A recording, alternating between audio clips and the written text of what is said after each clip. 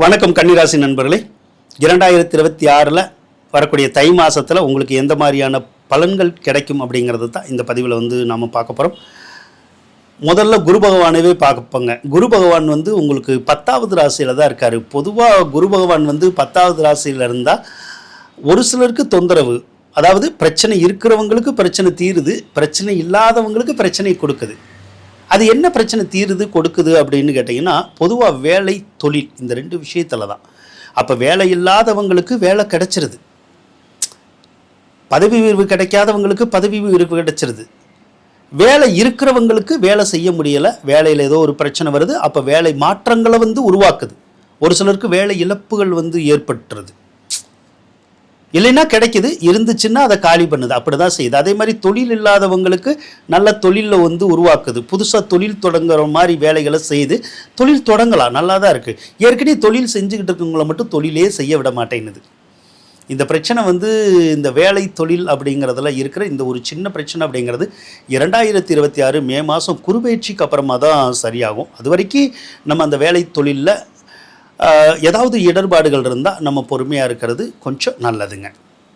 10வது இடத்துல குரு இருக்கிறது ஒரு சிலருக்கு பதவி பணி இடமாற்றங்களை உருவாக்கும். டிரான்ஸ்ஃபர் மாதிரியெல்லாம் வேணும்னா கிடைக்கும். இந்த பேங்கில் வேலை பார்க்குறவங்க, கோர்ட்டில் வேலை பார்க்குறவங்க, கோயிலில் வேலை பார்க்குறவங்க, இவங்களுக்கெல்லாம் நல்லாயிருக்கும். அதே மாதிரி கோயில் தொடர்புடைய விஷயங்கள் நிறைய நடக்குங்க. இப்போ இவ்வளோ நாள் உங்களுக்கு பக்தியே இல்லைனாலும் இப்போ பக்தி நிறையா உருவாகும். நிறையா கோயிலுக்கு போகணுன்னு தோணும், போவீங்க. கும்பாபிஷேகத்தில் ஈடுபடாதவங்களாம் கும்பாபிஷேகத்தில் ஈடுபடணுங்கிற எண்ணங்கள் வரும். கோயிலுக்கு பணிவிடை செய்யணுங்கிற எண்ணங்கள் வரும். நிறையா தூர தேசத்தில் உள்ள கோயில்களுக்கு போகணுன்னு தோணும், பக்தி மார்க்கத்தில் ஈடுபடணும்னு தோணும். அந்த ஆன்மீகம் அதிகமான விஷயங்களை உங்களோட தொடர்பு கொள்ளும், நீங்கள் தொடர்பு கொள்ளுவீங்க. அப்படி தான் அது இருக்குது. அந்த ஒரு விஷயம் உங்களுக்கு நன்மையை கொடுக்குங்க. அதே மாதிரி சொத்து பத்தில் எந்த பிரச்சனை இருந்தாலும் தீரும். ஒரு சிலருக்கு வராத சொத்துக்கள் கூட வரும். அதே மாதிரி பிரிஞ்சு போன சொந்த பந்தங்கள் மீண்டும் சேர்றது கூடிய ஒரு அமைப்புகள் இருக்கும். ஒரு சிலருக்கு மட்டும் வீடு கட்டுறது கூடிய யோகமும், வாகனம் வாங்குறது கூடிய யோகமும், அல்லது ஏதாவது ஒரு வகையில் சொத்து வாங்கக்கூடிய யோகங்கள் கண்டிப்பாக கிடைக்கும். வீடு கட்டினாலும் சரி, வாங்கினாலும் சரி, அந்த அமைப்புகள் சிலருக்கு தசாபுத்தி நல்லா இருந்தால் கண்டிப்பாக கிடைக்கும். முயற்சி பண்ணி பாருங்கள். 2வது இடம் அப்படிங்கிறதும் 5வது இடம் அப்படிங்கிறதும் உங்களுக்கு நல்லா தான் இருக்குது. அதாவது 2வது இடம் நல்லா இருக்கிறனால ஏதாவது ஒரு வகையில் வருமானத்தை கொடுக்கும்.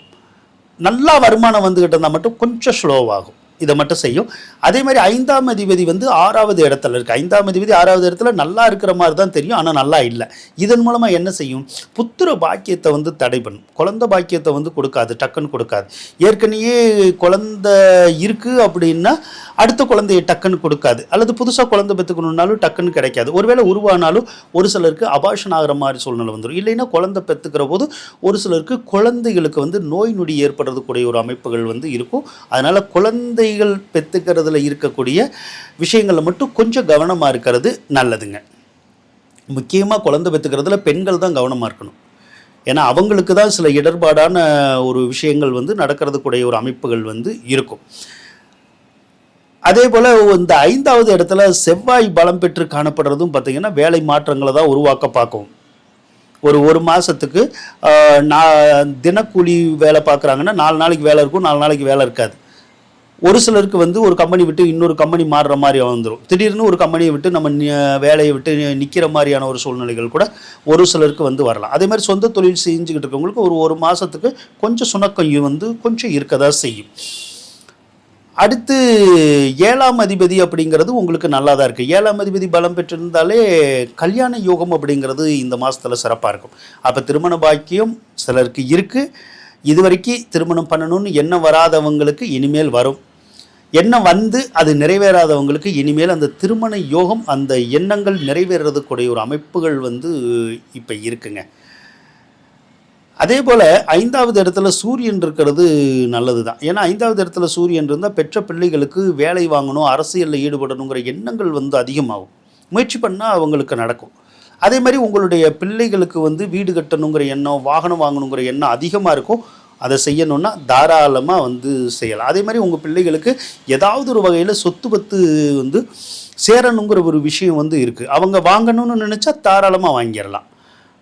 அதே மாதிரி உங்களுடைய பிள்ளைகள் பெரியவங்களாக இருந்தால் அவங்களுக்கு நிறைய அலைச்சல் திருச்சல் இருக்கும். ஒரு இடத்துல வந்து இருக்க முடியாது, அங்கிட்டு கொஞ்சம் அலைஞ்சிக்கிட்டே இருக்கிற மாதிரியான ஒரு சூழ்நிலைகள் மட்டும் இருக்கும். அதே மாதிரி சனி பகவான் 6வது இடத்துல இருந்தால் ஒரு சிலருக்கு முழங்கால் வலி, முதுகு வலி வந்துடும். அல்லது ஏதோ ஒரு விதத்தில் வந்து இந்த கீழே விழுந்துருவாங்க, அதன் மூலமாக கூட வலி வரலாம். இல்லைன்னா அந்த பல்லு வலி சொல்கிறோம்ல, பல்லு வலி, எலும்பு தேய்மானம், கால்சியம் சத்து பற்றாக்குறை அப்படிலாம் கூட வரலாம். ஒரு சிலருக்கு இந்த வாகனத்தினால விரயங்கள் ஏற்படலாம். ஏதாவது ஒரு வண்டி வச்சுருப்போம், அந்த வண்டினால் வந்து நிறைய செலவுகள் ஏற்படக்கூடிய ஒரு அமைப்பு மட்டும் கொஞ்சம் இருக்கும். மற்றபடி கன்னிராசிக்கு இனி வரக்கூடிய காலங்கள் தான் ரொம்ப சிறப்பாக இருக்கும். இந்த 2026 நல்லா இருக்குமானா நல்லா இருக்கும், ஆனால் கொஞ்சம் குறுபெயர்ச்சி வரணும். அது வந்துச்சுன்னா கண்டிப்பாக உங்களுக்கு நல்லா இருக்குங்க. வாழ்த்துக்கள் நண்பர்களே.